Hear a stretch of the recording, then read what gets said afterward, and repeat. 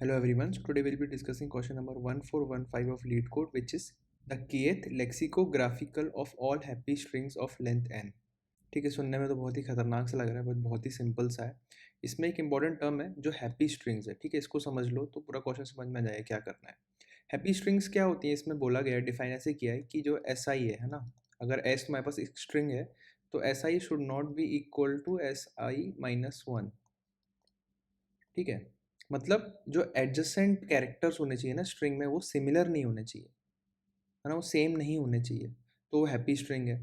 तो हमको kth lexicographical of all happy strings of length n निकालना है. मतलब देखो, हैप्पी स्ट्रिंग का जो साइज होगा वो एन होगा. ठीक है, ये एन हमको गिवन होगा और हमको वो केथ लेक्सिकोग्राफिकल स्ट्रिंग निकालनी है. समझ रहे हो? तो बनेगी कैसे, देखो हमको एक सेट गिवन है ए बी सी का, हमें इसी से बनानी है. और लेक्सिकोग्राफिकल क्या होता है, जैसे कि मान के चलो अगर मेरे पास ए बी सी है, ठीक है, और ए सी बी है. अब यहाँ पे अगर मेरे को इसको डिक्शनरी में अरेंज करना हुआ तो ए तो दोनों का सेम है, तो दोनों तो सबसे पहले आ जाएंगे यहाँ पे. अब इन दोनों में से सेकंड कौन होगा, फर्स्ट कौन होगा, तो मैं इस कैरेक्टर को देखूंगा. क्यों? क्योंकि देखो ये दोनों तो सेम है ना, यहाँ पे हम कुछ कंपैरिजन कर नहीं सकते. अब हम यहाँ पे आए ऑर्डर करने के लिए, बी पहले आता है सी से, तो इसलिए ये पहले आएगा और इसके बाद ए सी बी आएगा. ये लेक्सिकोग्राफिकल ऑर्डर बोलते हैं, है ना. तो देखो यहाँ पे ए बी ए है ना, ए बी सी. अब देखो ए बी और ए बी तो दोनों सेम है, तो थर्ड पोजीशन पे क्या है, ए और सी. और यहाँ पे इसलिए ये फर्स्ट पे आएगा ए बी सी से. समझ रहे हो? अब ये सब मैंने ए बी सी से जनरेट किया, मेरे को बस ए बी सी ही गिवन है और किसी से जनरेट नहीं करना है. डी ई एफ यह सब कुछ है ही नहीं गिवन, मुझे बस ए बी सी गिवन है. और उसमें से मुझे lexicographical kth lexicographical of all happy string निकालना है ना, जिनका लेंथ एन है. यहाँ पे एन थ्री है, तो मेरे को थ्री साइज की स्ट्रिंग्स बनानी है, हैप्पी स्ट्रिंग्स गिवन सेट में से, ए बी में से, और उसमें जो केथ लेक्सिकोग्राफिकल स्ट्रिंग रिटर्न करनी है, तो वो कौन सी हो जाएगी, 1 2 3 4 5 6 7 8 9. तो ये वाली रिटर्न करनी है मेरे को, सी ए बी. ठीक है, तो उसको सॉल्व करने के लिए मैंने अभी तक जो भी सीखा है, सबसेट, परम्यूटेशन, कॉम्बिनेशन, सब में उसी के कॉन्सेप्ट्स को यूज़ करने वाला हूँ, है ना. मैं कुछ नया नहीं करने वाला हूँ. जिस तरीके से मैं वो प्रॉब्लम्स अप्रोच करता हूँ उसी तरीके से मैं इसको भी अप्रोच करूँगा. ठीक है, तो जब मैं अप्रोच करूँगा तो ध्यान से देखना मैं क्या क्या चीज़ें ऑब्जर्व कर रहा हूँ, क्या क्या चीज़ें डिड्यूस कर रहा हूँ और कैसे ट्री बना रहा हूँ. सबसे पहला एक ऑब्जर्वेशन तो मैंने ये बनाया. ऐसे छोटे छोटे ऑब्जर्वेशन बनाओगे ना, तो जैसे टाइम निकलेगा ना, तो मैं अप्रोच धीरे धीरे धीरे धीरे क्लियर होने लगेगी प्रॉब्लम की, जब तुम सॉल्व कर रहे होगे. तो आई सजेस्ट कि ऐसे छोटे मोटे ऑब्जर्वेशन बना लिया करो, इससे तुम्हें बहुत सारे हिंट्स मिल जाते हैं. एक ऑब्जर्वेशन तो ये है, देखो कि ए जो है उसको मैं मल्टीपल टाइम यूज़ कर सकता हूँ, बी को भी मल्टीपल टाइम यूज़ कर सकता हूँ, सी को भी मल्टीपल टाइम यूज़ कर सकता हूँ. इनफाइनाइट टाइम तो यूज़ नहीं कर सकता ना. देखो हैप्पी स्ट्रिंग्स में जो लेंथ है एन वो फिक्स्ड है. अब जैसे कि यहाँ पे ए मैं यहाँ पे कितनी बार मैक्स यूज़ कर सकता हूँ, दो बार यूज़ कर सकता हूँ, उससे ज़्यादा यूज़ नहीं कर सकता. सेम बी और सेम सी के लिए, है ना, दो से ज़्यादा यूज़ नहीं कर सकता मैं इनको. क्यों? अगर तीन बार यूज़ कर लिया ना तो ए बी ए हो जाएगा और हमारा आंसर गलत हो जाएगा, वो हैप्पी स्ट्रिंग नहीं होगी, है ना. इसलिए ए को एट मैक्स दो बार यूज़ कर सकता हूँ, बट मैं यूज़ कर सकता हूँ मल्टीपल टाइम्स. ये चीज़ ध्यान में रखना. तो जब हम अपना सब प्रॉब्लम डिसाइड करेंगे ना, तो उसमें हम इस एरे को एज इट इज़ भेज देंगे. जनरली हम क्या करते थे सबसेट परम्यूटेशन में, अगर हमको ये फिक्स्ड है ना, अगर हमको इसको नहीं लेना है दोबारा, तो हम एक सब प्रॉब्लम भेजते थे छोटी सी, है ना, जिसमें ए नहीं होता था, या फिर ए को एक्सक्लूड कर देते या ए को विजिटेड मार्क कर देते थे. ऐसा कुछ करते थे ना परम्यूटेशन सबसेट में वगैरह वगैरह, है ना. उसमें क्या करते थे, जैसे कि अगर हमको ए नहीं चाहिए तो हम स्मॉलर सब प्रॉब्लम भेजते थे, जो हमें नेक्स्ट एरे है, जो हमारा टेम्पररी एरे है, उसमें जब हमको स्टोर करना है तो हम क्या करते थे, एक सब प्रॉब्लम भेजते थे छोटी सी.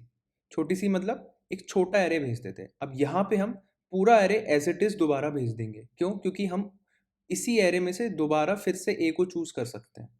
समझ रहे हो? तो मैं जब इसका ट्री बनाऊंगा तो ज़्यादा क्लियर होगा, है ना. तो चलो उसका ट्री बना के देखते हैं. और ट्री में भी क्या है ना, पहला लेवल तुम अगर एक बार बना लोगे तो उसके उसी से तुम्हारा कोड रेडी हो जाएगा. लेकिन तुम्हें अगर डीप में समझना है उसका रिकर्शन कैसे काम कर रहा है, तो एक दो लेवल और बना के देख सकते हो, बट तुम्हारा जो कोड है वो पहले लेवल से ही हो जाएगा. ठीक है, तो चलो उसका ट्री देखते हैं. ठीक है, तो चलो उसका ट्री बनाते हैं. अब ट्री बनाने से पहले मैंने क्या किया ना, एक टेम्प स्ट्रिंग इनिशियलाइज करी है एम्प्टी, है ना. ये क्यों करी है, जैसे कि मैंने सबसेट और परम्यूटेशन में डिस्कस किया था कि ये हमारे टेम्पररी आंसर स्टोर करती है ना. जब बेस कंडीशन पहुंचती है तो हम इसको फाइनल आंसर में स्टोर कर लेते हैं. ठीक है, तो यहाँ भी हम वही करेंगे, हम यहाँ पे अपने टेम्पररी हैप्पी स्ट्रिंग्स को स्टोर करेंगे, है ना? जब हमारी हैप्पी स्ट्रिंग का साइज़ गिवन n के बराबर हो जाएगा तब उसको फाइनल आंसर में स्टोर कर लेंगे। ऐसा कुछ आइडिया है मेरे दिमाग में, ठीक है? अब यहाँ पे मेरा n क्या है? 3 और k क्या है? 9, ठीक है? तो चलो शुरुआत मैं करता हूँ यहाँ से, है ना? i = 0। अब यहाँ पे मैंने क्या किया कि जैसे कि मैं बैक ट्रैकिंग में बोल रहा हूँ हमेशा से कि हर एलिमेंट को एक अपॉर्चुनिटी देना है एक्सप्लोर करने की, है ना? ए को देना है, बी को देना है, सी को देना है। तो सबसे पहले ए को देते हैं। अब सबसे पहले ए को क्यों दे रहे हैं? क्योंकि मुझे अपने जो आंसर है वो लेक्सिकोग्राफिकल ऑर्डर में चाहिए, है ना? तो लेक्सिकोग्राफिकल ऑर्डर मैंने समझाया था, ए आना चाहिए, फिर उसके बाद बी आना चाहिए, फिर उसके बाद सी आना चाहिए। इसलिए मैंने सबसे पहले ए को चूज़ किया। अब चलो ए का ट्री बनाते हैं। ए का ट्री बनाया मतलब कैसे कि ए को टेम्प में डाल दिया, ठीक है ना? ये एक हमारी हैप्पी स्ट्रिंग है। और जो मेरा सब प्रॉब्लम होगा A B C as it is चला जाएगा। क्यों? क्योंकि मैं अभी वापस ए बी सी में से फिर से चूज़ कर सकता हूँ। अभी भी मेरे पास पावर है। क्यों? क्योंकि जैसे कि मैंने बताया था कि ए मल्टीपल टाइम आ सकता है, इसलिए मेरे को हर स्टेट में ये एज इट इज़ एरे भेजना पड़ेगा। क्या पता कब ए की दोबारा ज़रूरत पड़ जाए। अभी टेम्प में ए है, ये इसको थोड़ी पता है ना? हमको पता है। तो जब हम डालेंगे ए को टेम्प में तब हम चेक लगा देंगे, है ना? अभी तो एज इट इज़ भेज देते हैं ना। तो क्या किया, जब मैंने नया सा प्रॉब्लम बनाया उसमें इसको एज इट इज़ भेज दिया। अब मैं सबसे पहले फिर से यहाँ पे शुरू करूँगा ए से, है ना? वही लेक्सिकोग्राफिकल ऑर्डर के लिए। अब इस प्रॉब्लम में ए से शुरुआत हुई। अब मैं ए को टेम्प में डालने वाला हूँ, है ना? ए पे हूँ ना, अब ए को टेम्प में डालने वाला हूँ। अब यहाँ पे मुझे चेक लगाना है क्या, कि जो टेम्प का लास्ट एलिमेंट है, अभी लास्ट एलिमेंट क्या है ए, और जो आने वाला एलिमेंट है वो सेम नहीं होने चाहिए। अगर वो सेम हो गए तो वो हैप्पी स्ट्रिंग नहीं रहेगी, है ना? जैसे कि देखो ये ए है, ये लास्ट एलिमेंट है, इसमें आ रहा है ए, तो ये ए बन जाएगा। अगर मैंने टेम्प में ए डाल दिया फिर से तो मैं ए नहीं डाल सकता। तो जब मैं टेम्प में आंसर स्टोर करने वाला हूँगा तभी मैं चेक कर लूँगा कि जो एलिमेंट जा रहा है वो लास्ट एलिमेंट के बराबर तो नहीं है। अगर है तो ये ट्री नहीं बना, ठीक है? तो ये ट्री नहीं बनेगा तो हम आ जाएंगे बी पे। अब हम बी पे आए, बी को टेम्प पे डाला, बी को टेम्प पे डाला, ए बी हो गया, A B C as it is नीचे आ गया। फिर से हम ए बी सी में से कुछ भी चूज़ कर सकते हैं, है ना? अब यहाँ पे हम फिर से ए से शुरू करेंगे, है ना? लेक्सिकोग्राफिकल ऑर्डर के लिए अभी हमारा टेम्प क्या है? A B. ये भी एक हैप्पी स्ट्रिंग है बट ये हमारा अभी आंसर नहीं है फिलहाल। क्यों?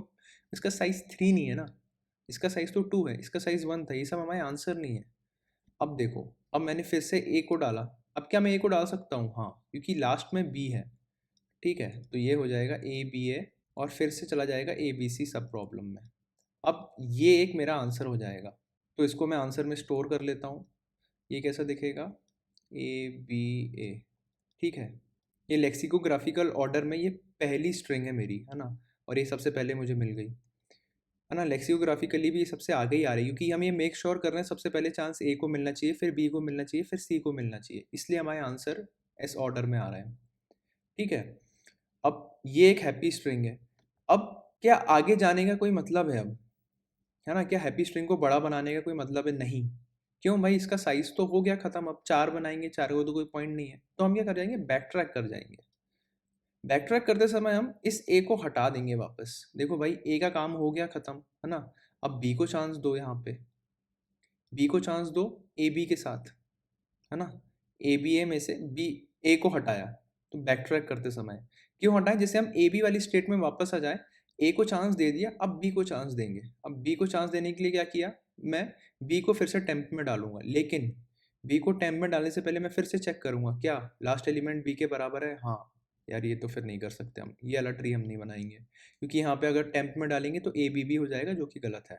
अब हम आ जाएंगे सी पे। सी पे आने के बाद हम क्या करेंगे, हमारा जो टेम्प देखने लगेगा वो दिखेगा ए बी सी, ठीक है? और A B C as it is जाएगा, है ना? अब ये एक हैप्पी स्ट्रिंग है तो इसको हम स्टोर कर लेंगे ए बी सी, ठीक है?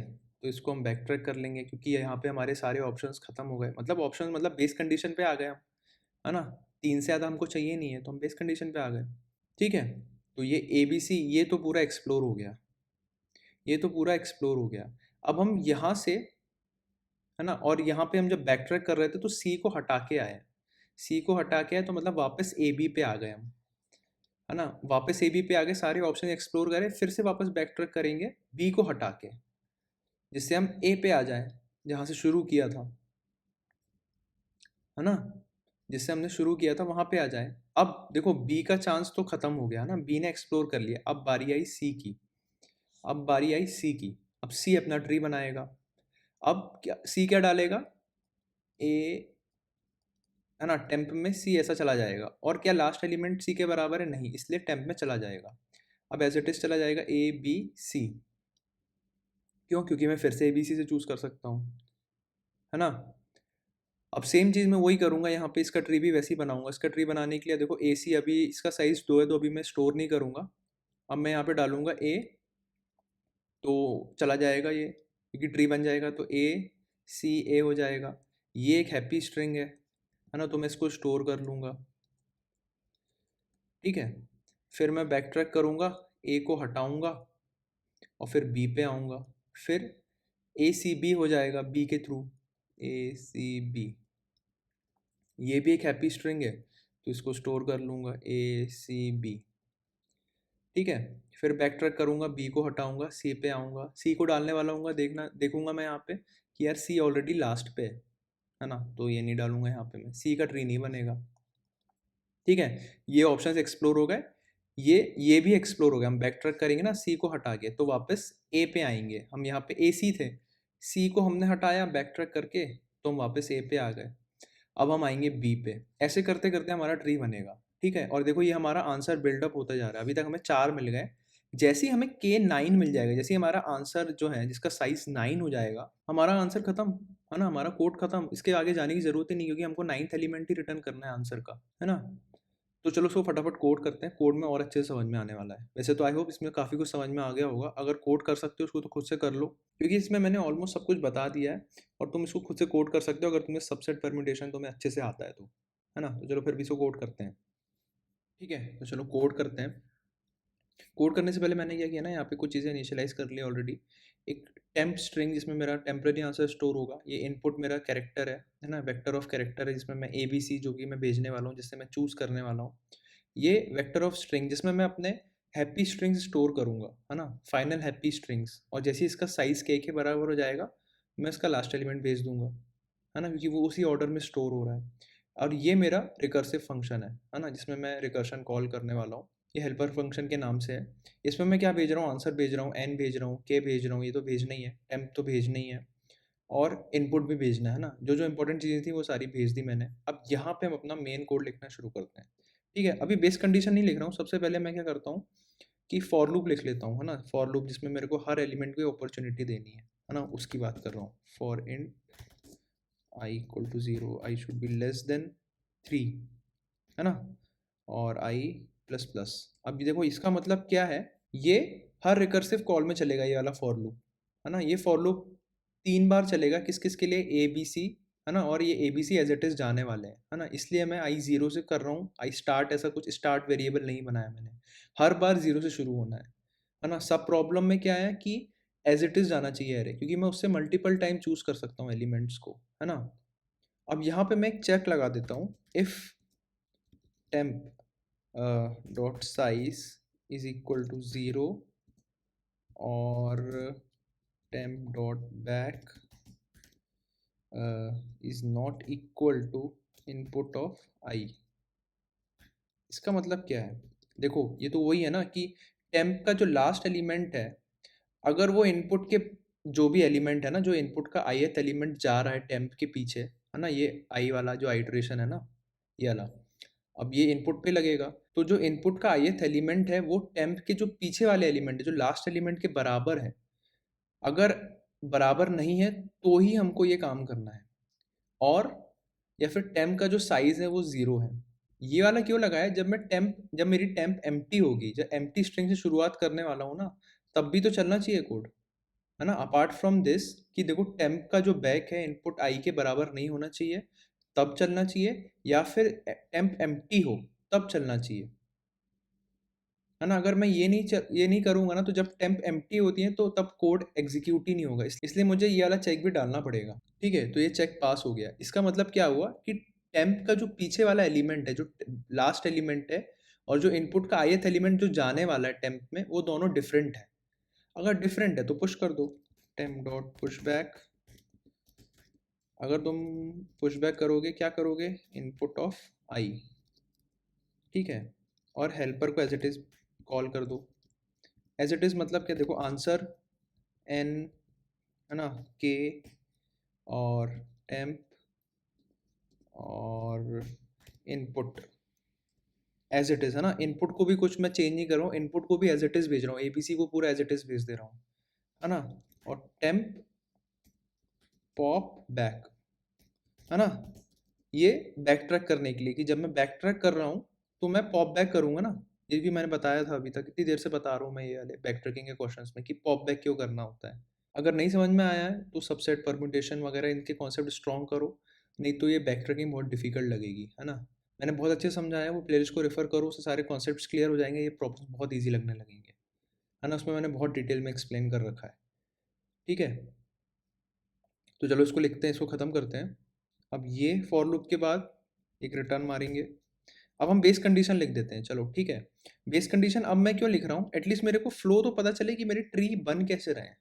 अब ट्री बन गए, अब मैं अपने बेस कंडीशन पे आऊँगा ना ट्री बनने के बाद, है ना, अब मैं लीफ नोड पे आऊँगा, जब मेरा ट्री बन जाएगा उसके बाद मैं लीफ नोड पे आऊँगा।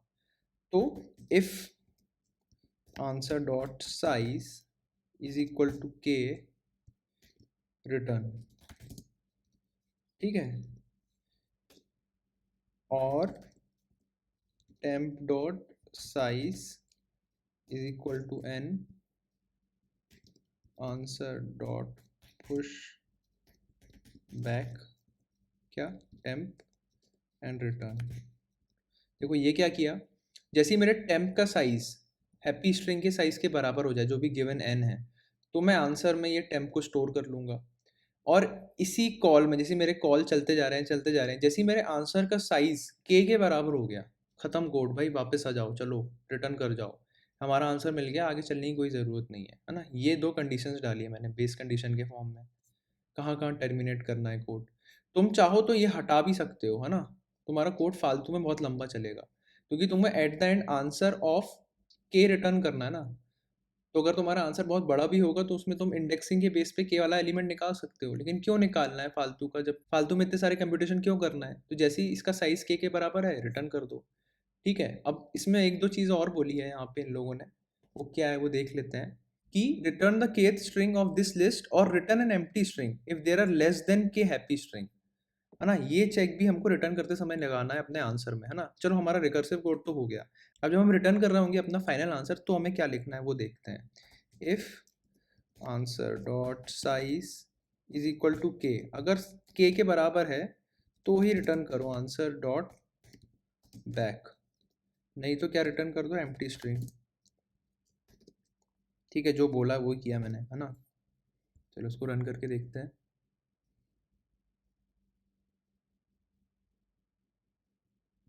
सॉरी, आई प्लस प्लस होना था, ठीक है। देखो ये तीनों केस एक्सेप्ट हो गए, उसको सबमिट करते हैं। तो आई होप समझ में आया होगा मैंने यहाँ पे क्या किया है। अगर नहीं समझ में आया तो दोबारा देखो और उसमें ट्री बनाने का ट्राई करो। मैंने तो आधा ही ट्री बनाया, तुम अगर पूरा ट्री बना लोगे तुम्हें पूरा क्लियर हो जाएगा। अगर फ्री बैठे हो और तुम्हें समझ में नहीं आ रहा तो ट्री बना के देख लो, तुमको ईजिली समझ में आ जाएगा। वैसे मैंने जितना ट्री बनाया that is more than enough, बाकी तुम खुद से डिड्यूस कर सकते हो उसकी हेल्प से, है ना। पूरा ट्री बनाने की ज़रूरत नहीं होती है हमको, थोड़ा बड़ा थोड़ा मोड़ा आइडिया हो जाता है तो फर्स्ट लेवल की ट्री से ही काम हो जाता है। अब तुम फर्स्ट लेवल में देखना है सेम काम हो रहा है ना, तुम ये पूरा का पूरा कोड फर्स्ट लेवल के थ्रू ही लिख सकते हो। लेकिन तुम्हें ज़्यादा अंडरस्टैंडिंग, ज़्यादा चीज़ें डिड्यूस करनी है, ज़्यादा अच्छे से क्लैरिटी रखनी है तो एक लेवल पूरा बना के देख सकते हो, है ना। चलो नेक्स्ट प्रॉब्लम में मिलते हैं।